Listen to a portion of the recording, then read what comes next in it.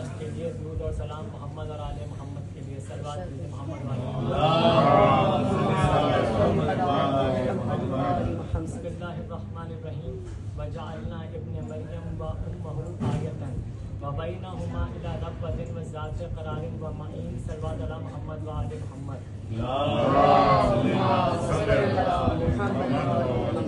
کربلا کی سرزمین پہ آپ تمام زائرین امام حسین موجود ہیں.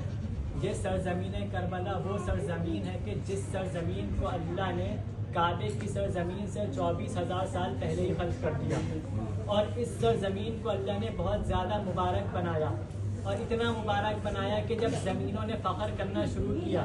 کامل الزیارات میں یہ روایت ہے، ابن قولبہ نے لکھا کہ جب مکے کی سرزمین نے ساری زمینوں پہ فخر کر کے کہا کہ مجھ میں اللہ کا گھر ہے، مجھ میں اللہ کا حرم ہے، مجھ سے افضل کون ہو سکتا ہے، بس اس کا یہ فخر کرنا تھا. چھٹے امام کے جملے کے امام نے فرمایا کہ جو روایت موجود ہے کہ اللہ نے مکہ کی سرزمین کو دیکھ کر کہا کہ تو کعبے کے ہونے کی وجہ سے فخر نہ کر، تجھ میں کعبہ ہے. اور ایک مرتبہ ایک زمین کی طرف اشارہ کر کے کہا کہ اس سرزمین کو دیکھو. جب مکہ کی سرزمین نے اس سرزمین کو دیکھا، وہ سرزمین کربلا کی تھی، کہا کہ اگر اس سرزمین کو بنانا مقصود نہ ہوتا تو میں تجھے بھی نہ بناتا.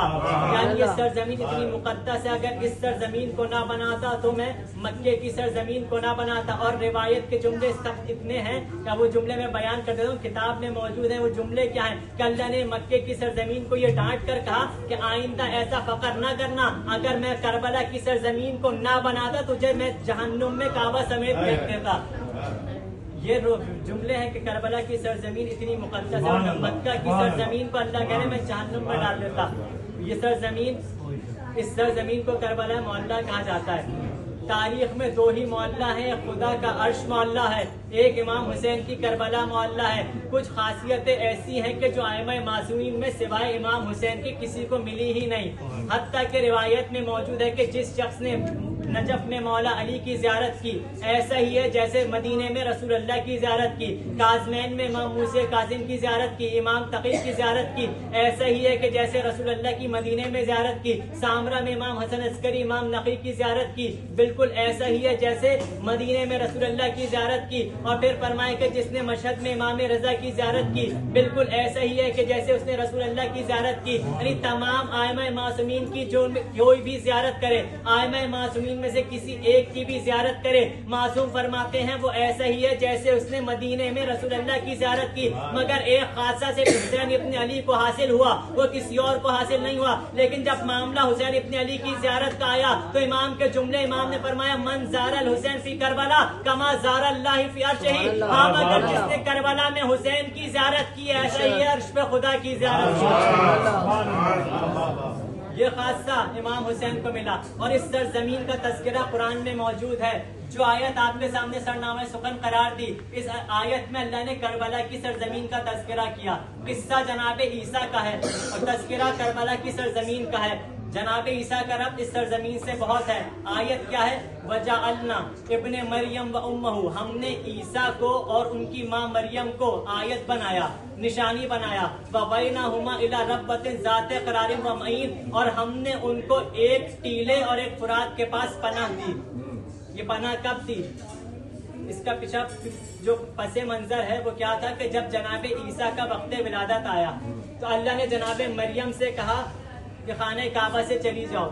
جناب مریم خانہ کعبہ سے چلی گئی، رہتی تھی خانہ کعبہ میں، بیت المقدس میں رہتی تھی. لیکن جب وقت ولادت عیسیٰ آیا انہیں کہا کعبے سے چلی جائیں. جب وہ کعبے سے گئی تو پھر گئی کہاں؟ اللہ نے معجزے کے ذریعے ان کو ایک زمین پر ٹھہرایا. جب وہ اس سرزمین پر پہنچی، اس سرزمین پر جناب عیسیٰ کی ولادت ہوئی. جب معصوم سے کسی نے پوچھا مولا یہ سرزمین کون سی ہے کہ جہاں عیسیٰ کی ولادت ہوئی، تو امام نے فرمایا کہ جہاں تذکرہ ہے کہ ہم نے ایک ٹیلے اور فرات کے پاس پناہ دی. کا وہ ٹیلا کربلا کا تھا، پانی فرات کا تھا.